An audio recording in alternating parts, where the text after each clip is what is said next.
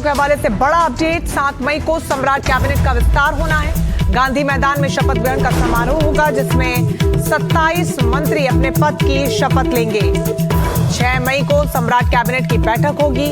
इसमें भाजपा से 12, जदयू से 11 मंत्री शपथ लेंगे, तो वहीं एलजेपी-आर से 2 मंत्री शपथ लेंगे। हम और आरएलएम से एक मंत्री शपथ लेंगे। तो पश्चिम बंगाल और तमाम चुनावी राज्यों में नतीजों का बस इंतजार था और नतीजे आने के बाद अब ये बड़ी खबर। शिवम हमारे साथ जुड़ गए ज्यादा अपडेट्स के साथ। शिवम, वाकई में बिहार की राजनीति के लिए बेहद महत्वपूर्ण होगा। मुख्यमंत्री तो बदला, सम्राट चौधरी ने शपथ ले ली, लेकिन अब कैबिनेट का विस्तार होना है। क्या कुछ अधिक जानकारी? जी, जिस तरह से देश के 5 राज्यों में विधानसभा चुनाव के कल परिणाम आए हैं, जिसके बाद यह उम्मीद जताई जा रही थी कि जल्द ही बिहार में जो मंत्रिमंडल का विस्तार है वो होगा। ऐसे में जो हमारे सूत्रों के हवाले से खबर आई है कि 7 मई को सम्राट कैबिनेट की जो विस्तार है वो हो सकती है और पटना के ऐतिहासिक गांधी मैदान में शपथ ग्रहण समारोह का जो आयोजन है वो किया जाएगा। और जो हमारे सोर्सेस के हवाले से खबर आई है कि 27 मंत्री जो है वो मंत्री पद की शपथ लेंगे, जो 27 विधायक है, जिसमें से 12 बीजेपी कोटे के होंगे, 11 जेडीयू कोटे के, 2 लोजपा रामविलास यानी कि चिराग पासवान की पार्टी से और 1 जीतन राम मांझी की पार्टी और 1 उपेंद्र कुशवाहा की पार्टी से होंगे। और 6 तारीख को सम्राट कैबिनेट की बैठक भी है। बैठक के ठीक अगले दिन जो मंत्रिमंडल का विस्तार है वो हो सकता है। अभी से कुछ दिन पहले ही सम्राट चौधरी, जो कि बिहार के नवनिर्वाचित मुख्यमंत्री हैं, उन्होंने दिल्ली में गृह मंत्री अमित शाह, बिल्कुल तमाम बड़े नाम और चेहरे जिन पर नजर बनी होगी। हालांकि अभी सूत्रों के हवाले से अपडेट सामने आ रहे हैं। शिवम बने रहिए हमारे साथ। प्रभाकर भी हमारे साथ जुड़ गए। प्रभाकर, किस तरीके का राजनीतिक समीकरण देखने को मिलेगा जब कैबिनेट का विस्तार होगा? देखिए, कैबिनेट विस्तार में 2 चीज आपको क्लियर कर दूं। इसमें 2 घटक दल हैं, चाहे भाजपा की बात करें आप जदयू की बात करें। जदयू में कोई बड़ा बदलाव नहीं होने जा रहा है, यानी कि जदयू के जितने भी पुराने चेहरे थे वो रिपीट होंगे और कुछ नए नाम ऐड होंगे, क्योंकि जदयू के कोटे में कुछ मंत्रियों का पद बचा हुआ था जिन्हें नए लोगों को उसमें शामिल किया जाएगा। भाजपा की जो जानकारी हमारे पास है, जो सूत्रों के हवाले से हमारे पास खबर आ रही है, उसमें भाजपा जो है वो बड़े बदलाव कर सकती है, यानी कि बहुत सारे पुराने मंत्रियों को ड्रॉप किया जा सकता है, बहुत सारे नए नामों को उसमें जोड़ा जा सकता है। आप ध्यान रखिए कि इस पूरे मंत्रिमंडल का जब लिस्ट बनती है, जब सूची बनती है, तो उसमें जातीय समीकरण को देखना होता है, क्षेत्रीय समीकरण को देखना होता है। और एक बड़ा बदलाव आपको जो मिलेगा वो मंत्रालय का बदलाव मिलेगा। यानी कि जब मुख्यमंत्री थे नीतीश कुमार, उस समय में जो भी महत्वपूर्ण विभाग भाजपा के पास थे वो अब शायद जदयू के पास चले जाए, और जो जदयू के पास विभाग थे वो भाजपा के पास चले जाए, क्योंकि इन दोनों घटक दलों ने बिहार में एक फॉर्मूला बनाया हुआ था और उस फॉर्मूले के हिसाब से वो काम करेंगे। पहले भाजपा जो है वो मुख्यमंत्री जो है वो जदयू के हुआ करते थे, यानी नीतीश कुमार थे, तो महत्वपूर्ण विभाग जो है वो भाजपा को दिए गए थे। अब जो है मुख्यमंत्री क्योंकि भाजपा का है, इसलिए वो विभाग जो है जदयू के पास आ सकते हैं। तो दिलचस्प 2 चीज़ होगा इसमें देखना, कौन से बड़े नाम ड्रॉप होंगे भाजपा से, किन नए नामों को उसमें शामिल किया जाएगा, और साथ ही जो है मंत्रालय का क्या होता है। और मैं आपको ये भी बता दूं कि प्रधानमंत्री नरेंद्र मोदी के भी आने की संभावना है। 7 तारीख को वो आ रहे हैं। वाकई में कैबिनेट का विस्तार जो है सबकी निगाहें उस पर होंगी। शो ऑफ स्ट्रेंथ होने जा रहा है। प्रभाकर, जो बीजेपी और जदयू दोनों के कोटे में 16 पद हैं, अब उसमें कहां कौन सा चेहरा फिट होता है उस पर निगाहें रहेंगी। लेकिन सूत्रों के हवाले से खबर यह भी सामने आ रही है कि कई मंत्री पद खाली भी रखे जा सकते हैं। ऐसी कोई खबर की पुष्टि? नहीं, देखिए, बिल्कुल नहीं, ऐसी खबर की पुष्टि हमारे पास नहीं है अभी फिलहाल, क्योंकि पहले ये मंत्री पद खाली रखे गए थे और माना यह जा रहा है कि अभी जो विस्तार होगा, मतलब इस बार जो कैबिनेट एक्सपेंशन होगा 7 तारीख को, उसमें सभी पदों को भर दिया जाएगा, क्योंकि कोई औचित्य नहीं बनता है कि उन्हें खाली रखा जाए। उन पदों को भर दिया जाएगा, इसीलिए नए चेहरों को मौका मिलेगा। पुराने, जैसा मैं आपको बता रहा हूँ कि पुराने जदयू के जितने भी मंत्री थे उन्हें रिपीट किया जा रहा है। उसमें से कुछ नए चेहरे, क्योंकि रिक्त पद थे जदयू के कोटे में, तो उन्हें नए लोगों को उसमें शामिल किया जाएगा, नए लोगों को मौका मिलेगा।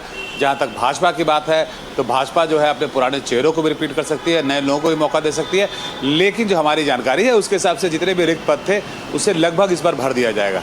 बिल्कुल, और सबकी निगाहें होंगी क्योंकि एनडीए का एक तौर पर शक्ति प्रदर्शन के तौर पर भी इसे देखा जा सकता है, और साथ ही 2029 के लोकसभा चुनावों के मद्देनजर भी ये बहुत ज्यादा महत्वपूर्ण होने वाला है। आप दोनों हमारे साथ बने रहिएगा।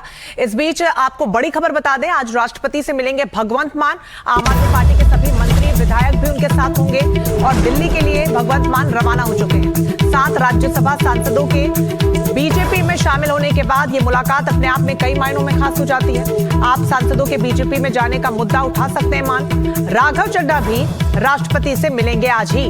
तो दो बड़े नेता, हालांकि भगवंत मान के साथ और भी उनके तमाम नेता मौजूद रहेंगे। और जिस तरीके से कई विधायकों ने जो पार्टी छोड़ी, उसके बाद वो मुद्दा लगातार गरमाया आंतरिक रूप से भी, और इसके साथ ही राष्ट्रपति से जब वो मुलाकात करेंगे तो उस पर चर्चा करेंगे। हमारे संवाददाता अश्विनी हमारे साथ जुड़ गए हैं। अश्विनी, दिल्ली के लिए रवाना हो चुके हैं भगवंत मान, कब तक पहुंचेंगे? कौन कौन उनके साथ यहां पर पहुंचने वाला है? देखिए, पूरा भगवंत मान और उनके साथ जो उनका कैबिनेट है और सारे विधायक हैं, 89 के करीब विधायक बताए जा रहे हैं, क्योंकि कुछ विधायक अभी पंजाब में नहीं है और कुछ की तबीयत खराब है। तो इस तरीके से कुल 89 विधायकों के साथ पंजाब के मुख्यमंत्री दिल्ली के लिए निकल चुके हैं। 12 बजे का समय राष्ट्रपति भवन ने उन्हें दिया गया है।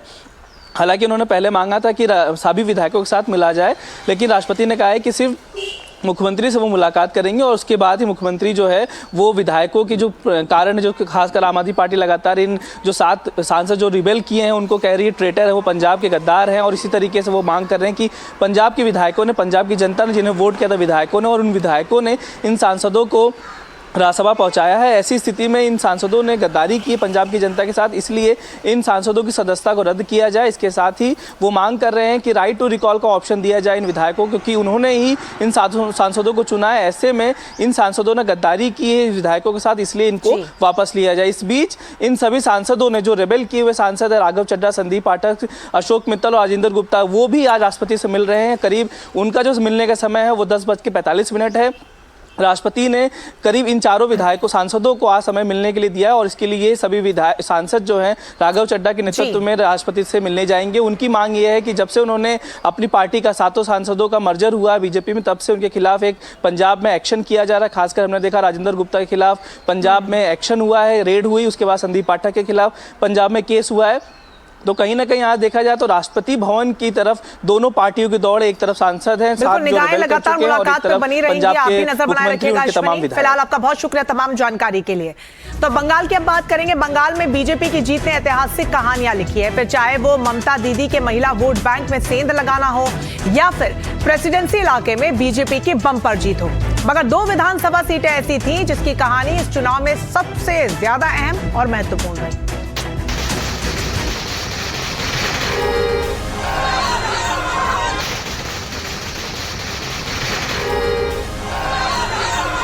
दीदी टाटा गुड बाय। चाय भी पटेगी और झालमुरी भी बांटी जाएगी।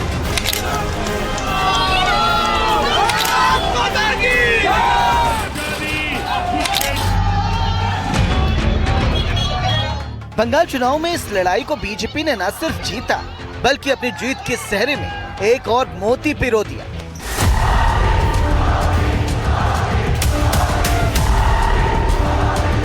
लेकिन जिस तलवार से बीजेपी ने ममता बनर्जी की सरकार को खत्म किया, वो तलवार थी शुभेंदु अधिकारी।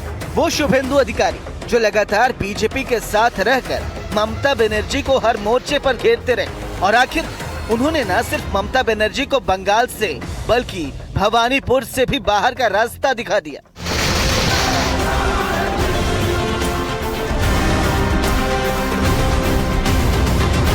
भवानीपुर विधानसभा में शुभेंदु अधिकारी को 73,917 वोट मिले, जबकि ममता बनर्जी को 58,812 वोट मिले। शुभेंदु अधिकारी ने भवानीपुर में 15,105 वोटों से जीत हासिल की। हिंदू हिंदू हिंदू हिंदू हिंदू हिंदू। अपने शानदार जीत के बाद जब शुभेंदु अधिकारी बाहर आए तो मीडिया ने उन्हें घेर लिया। शुभेंदु अधिकारी ने बयानों की शुरुआत ममता बनर्जी पर हमले के साथ की। ये बहुत जरूरी था, ममता बनर्जी का हराना बहुत जरूरी था।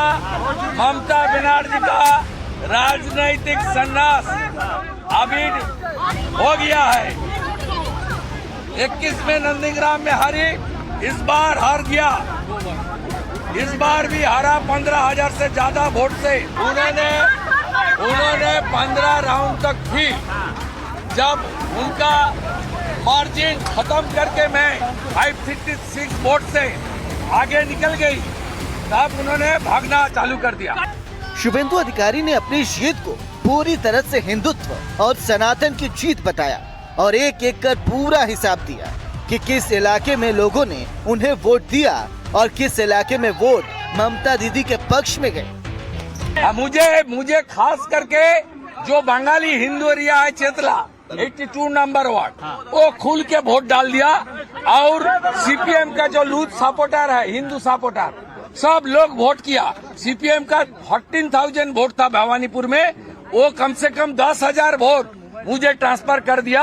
मैं नीचे जो सीपीएम का वोटर्स है उनको भी आभार प्रकट करता हूं। और चेतला में जितना भी बंगाली हिंदू है सब लोग खुल के वोट किया।